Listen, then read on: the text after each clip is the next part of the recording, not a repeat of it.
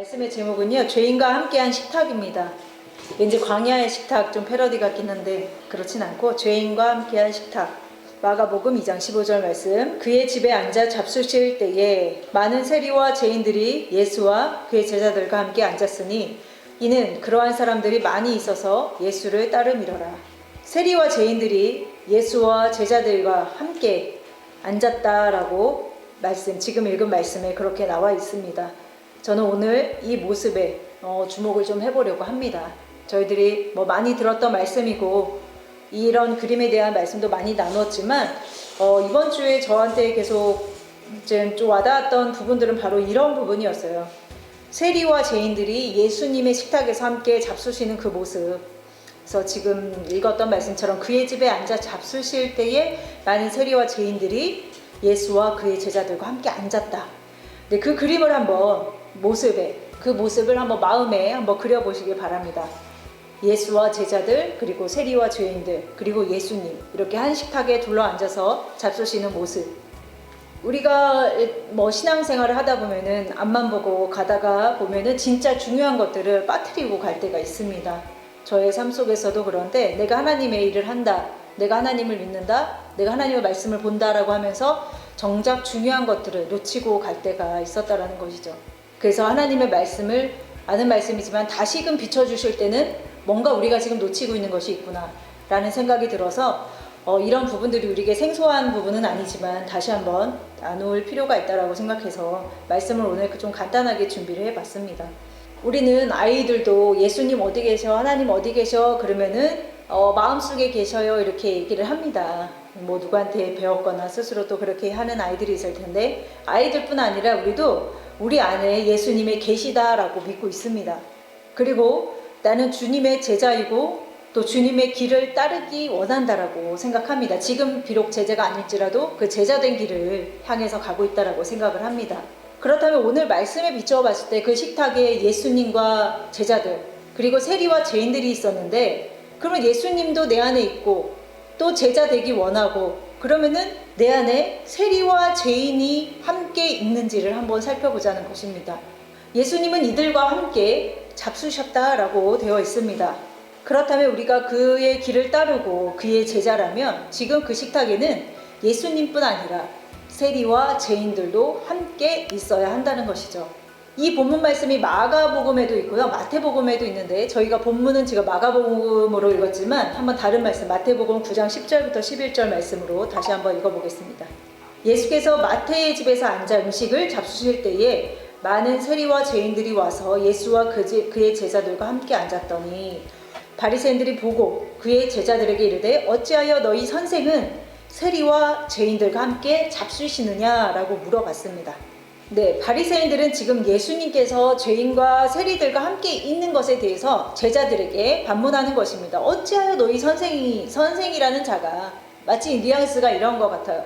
너희 선생이라는 자는 어찌하여 세리와 죄인들과 함께 잡수시느냐? 이것이 되법한 일이냐? 이런 뉘앙스의 글인 것 같습니다. 이렇게 묻습니다. 그래서 저는 이 말씀을 읽었을 때에 과거에도 그렇고 이것이 저하고 이렇게 밀접한 관련이 있다라고 생각을 하지를 못했었습니다. 이 말씀을 읽을 때. 그 이유는 내가 부족하지만 내가 아무것도 할 수 없는 죄인이라는 것과 또 주의 길을 따르고자 하는 그래도 제자된 길을 가고 있다라고 착각을 하고 있었기 때문입니다. 그런데 제 안에 무엇이 빠져 있었냐면, 계속 길을 가다 보니까 죄인과 세리와 함께 식사 자리에 앉아서 함께 먹는 그림이 빠져 있음을 알게 된 것입니다. 최근에 머리로는 알고 있었습니다. 내가 죄인이고 내가 세리고 이렇게 말은 했었고 머리로는 알고 있었는데, 막상 저의 삶을 들여다보니까 식탁에 예수님을 초청하기를 원했지만 세리와 죄인들이 내 모습이기를 원하지 않았고, 또 그러한 자들이 왔을 때 그들과 함께 먹는 것을 허락하지 않았다라는 것이죠. 막상 저의 삶 가운데에, 또 우리의 삶 가운데에 죄인의 모습, 또한 병자의 모습, 저는 다 지금 영적인 것을 이야기하는 것입니다. 그러니까 죄인의 모습이나 병자의 모습으로 우리에게 온 자들에게 마치 이렇게 얘기했던 것이죠. 그걸 왜 못해? 그게 왜 안 돼? 마치 알코올 중독 걸린 자에게 예를 들어서 그걸 왜 못 끊어? 라고 이야기하는 것과 같은 것이죠. 그걸 왜 못 끊지? 안 먹으면 되잖아. 이런 식으로 이제 얘기를 했다라는 것이죠. 이것은 이제 지금 저의 얘기를 하는 겁니다. 이번 주에 있었던 저의 어떤 그 모습 속에서 발견한 저를 보고서 이야기하는 것입니다. 이것은 식탁에 앉아서 죄인들과 함께 병든 자들과 함께 식사를 한 것이 아니라 지금 읽은 말씀처럼 바리새인의 모습으로서 왜 당신의 선생은 죄인과 세리와 함께 식사를 하느냐라고 말한 것과 저의 모습이 왜 못하지? 왜 못 끊어? 하면 되는데? 라고 이야기하는 것과 별반 다르지 않다라는 것이죠. 그러니까 더 깊게 얘기하면은 내 안에 예수가 지금 계시다라고 생각한 것조차가 저의 착각일 수 있었다라는 것입니다. 왜냐하면 내 안에 만약에 예수가, 즉 그 본질의 말씀이 내 안에 온전히 거했다라면 그렇게 얘기하지 않았을 것이다 라는 것까지 한번 가보는 것입니다. 왜냐하면 예수님은 그들과 함께 잡수셨다라고 이야기하고 있습니다. 그들과 함께 같은 식탁에 앉아 같은 음식을 나눠 먹었다는 것이죠. 이것이 바로 예수님이 이 땅에 오신 이유라는 것을 우리는 익히 알고 있습니다. 그러나 제자 되기를 원하는 우리가 그들과 함께 혹은 그들이 내 모습이라는 것을 알고 있는가 하는 것이죠. 그래서 다시 본문으로 가서 이제 그 밑에 절에 보게 되면요, 마가복음 2장 17절에 이제 그 바리새인들의 한 말을 예수님께서 들으셨습니다. 그래서 17절에 예수께서 들으시고 그들에게 이르시되 건강한 자에게는 의사가 쓸데없고 병든 자에게라 쓸데있느니라. 나는 의인을 부르러 온 것이 아니요 죄인을 부르러 왔다라고 예수님이 이 땅에 오신 이유에 대해서 그 바리새인에게 말씀하고 계십니다. 이거는 비유의 말씀인데 여기서 건강하다라고 하는 것은 진짜 건강한 것을 이야기하는 것이 아니라 스스로 내 안에 병든 것이 없다라고 생각하는 상태, 나는 세리와 죄인과 병든 자들과는 다르다라고 생각하는 상태가 바로 건강하다라고 하는 것이죠. 그런 자들에게는 의사가 쓸데없다. 의사는 예수님이신데 의사는 쓸데가 없다. 의사는 그런 자들에게 쓸데가 없고 병든 자에게 의사가 필요하다라고 말씀하시는 것이죠. 예수님께서 바로 이런 자들을 위해 내가 이 땅에 왔고 나는 이 땅에서 그들과 함께 식탁에 앉는 것이 마땅하다라고 바리새인들의 그 말한 것에 대해서 답변을 해주시는 것입니다. 즉 스스로 내 안에 불의함이 없다 라고 생각하는 구조. 더 나아가서는 더 우리가 분별하기 힘든 건 뭐냐면 차라리 내 안에 불의함이 없다라고 생각하는 건 딱 분별이 될 수 있는데 더 나아가서는 입술로는 불의함을 고백합니다. 나는 죄인이야. 나는 아무것도 할 수 없어. 라고 고백은 하지만 식탁에 세리와 죄인들을 앉지 못하게 하는 자들, 혹은 세리와 죄인과 식탁에는 같이 앉았지만 그들과 함께 먹지는 않는 자들, 즉 동참하는 것이 없는 자들인 것이죠. 그 일에 동참하라는 것이 아니라 그 마음에 그 병된 것, 저는 것, 이런 것들과 그 동참하는 그 마음이 없다라는 것이죠. 그래서 오늘 말씀을 통해서 우리는 혹시 그렇지 않은가 한번 생각해 보자는 것입니다. 내 안에 예수님을 모시기를 원하면서 내 식탁에 예수님이 오셔서 함께 하시기를 원하는 마음은 있지만 세리와 죄인과 병든 자들이 내 곁에 있는 것을 꺼리고 있진 않은가. 중독일 수도 있고 여러 가지 내가 보기에, 내 눈에 보기에 왜 저러지 하는 많은 부분들이 있는 자들, 그런 자들이 마치 구덩이에 빠져 있거나 흑암에 앉아 있거나 이런 자들일 수 있습니다. 저는 자들이거나 장님일 수 있는 자들에게 왜 거기서 나오지 못해라고 말하는, 그게 어렵나? 왜 거기서 나오지 못하지? 왜 못 끊지? 왜 저러지? 라고 이야기하는 나의 많은 모습들을 생각을 해보니까 야, 이것이 바리새인의 모습과 뭐가 다르지? 라는 생각이 든다는 것이죠. 그러면서 한 가지 말씀이 생각이 났습니다. 야고보서 2장 15절. 만일 형제나 자매가 헐벗고 일용할 양식이 없는데 너희 중에 누구든지 그에게 이르되 평안히 가라, 덥게 하라, 배부르게 하라 하며 그 몸에 쓸 것을 주지 아니하면 무슨 유익이 있으리요. 이와 같이 행함이 없는 믿음은 그 자체가 죽은 것이다 라고 이야기하고 있습니다. 근데 형제나 자매가 헐벗었다라는 것은 뭐냐면 벌거벗은 상태를 이야기하는 것이죠. 즉 의의 규례의 말씀으로 옷 입혀지지 않은 상태. 왜냐하면 일용할 양식이 없다는 것입니다. 하나님의 그 생명의 말씀의 본질의 말씀을 갖고 있지 않은 상태, 그런 형제나 자매에게 이렇게 말한다는 것입니다. 평안히 가라, 덥게 해라, 배부르게 해라, 이렇게 말은 하고 있다는 것이죠. 벌거벗고 굶주리고 병들고 절고 눈 못 보는 자들에게 왜 벌거벗어 입으면 되지, 왜 불안해해, 평안을 가져봐, 왜 춥게 있어, 덥게 해, 배고파? 배부르게 해, 이렇게 말한다는 것이죠. 말씀에 나온 것처럼 그 몸에 쓸 것, 즉 그 몸에 쓸 것이라는 것은 바로 의의 말씀, 생명의 말씀, 본질로 행하는 것이 없다라는 것이죠. 우리가 말로는 복음을 전하는 것이 사랑이라고 이렇게 많은 말을 하지만 이렇게 말로 하나님의 말씀을 펴놓고 가르친다고 해서 이것이 복음을 전한 것이고 사랑을 전했다라는 것이 아니라 그 본질의 말씀과 나의 행함이 일치가 되어야 한다는 것이죠.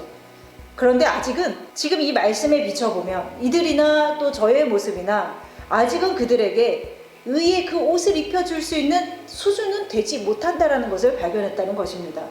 뭐해? 입어. 추우면 입어.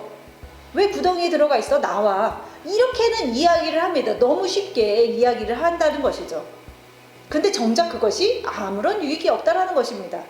그래서 고린도전서에도 말씀해 보면 너희 가운데에 그 무수한 많은 것들이 있어도 사랑이 없으면 아무런 유익이 없다라는 말씀과 연결이 되면서 우리 가운데에 수많은 깨달음과 지식과 뭐가 있을지라도 우리 안에 본질로 행함이 없다면 그 벌거벗은 형제에게 그저 말뿐이라는 것을 보게 된 것이죠. 이번 주에 이제 수요 말씀에도 이런 말씀을 하셨습니다. 모세가 장성하여서 형제를 돌볼 마음이 생겼다. 이 말씀을 우리가 들었습니다. 우리가 장성하여지면은 헐벗은 병든 형제에게 비로소 진짜 복음을 전하게 되는 수준이 되는 것이죠.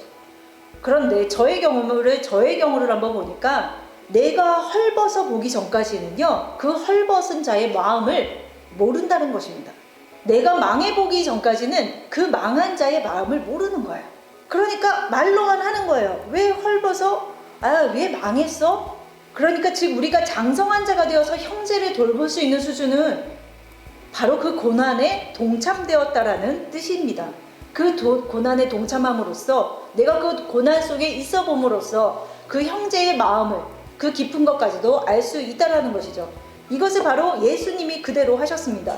예수님께서는 저 멀리 높은 곳에서 우리들을 그저 나는 신이고 너희들은 인간이기 때문에 너희들을 불쌍히 여긴다가 아니라 그 인간의 모습으로 죄인의 모습으로 고스란히 오셔서 그것을 겪으셨다라고 이야기하고 있다는 것이죠.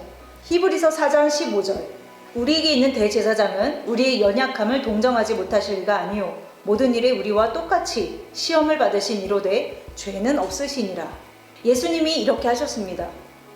우리와 똑같이 시험을 받으신 것, 이것이 바로 죄인과 세리와 함께 잡수시는 모습이 되는 것이죠. 그러면 우리가 이 세상의 모든 고난을 겪어야지만 과연 그들을 긍휼히 여기고 또 그들에게 복음을 전할 수 있을까? 온전한 복음을 전할 수 있을까?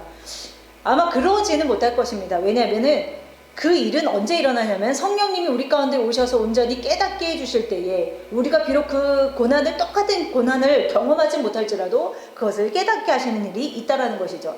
그래서 우리가 반드시 기도해야 되는 이유가 또한 그것에 있다라는 것입니다. 안 그러면 우리는 겉의 것만 보고 겉의 것만을 보았기 때문에 나도 겉의 입술로만 이야기하는 자가 된다라는 것이죠. 우리 가정에서만 봐도 너는 왜 하루 종일 게임만 하니? 너는 하루 종일 TV만 보니? 이게 이제 겉으로 나타나는 일들, 이제 그런 일들을 지적하고 이야기하고 이제 이런 부분들인데 사실은 그 안에는 그 영적인 상태가 있는 거거든요. 하루 종일 게임만 하고 하루 종일 TV만 보는 그 영적 상태는 과연 어떨 것인가? 이것은 하나님께서 우리에게 알려주시지 않으시면 그 안의 모습을 볼 수 없기 때문에 이제 겉의 것을 가지고 우리가 계속 이야기를 한다는 것이죠. 입술로.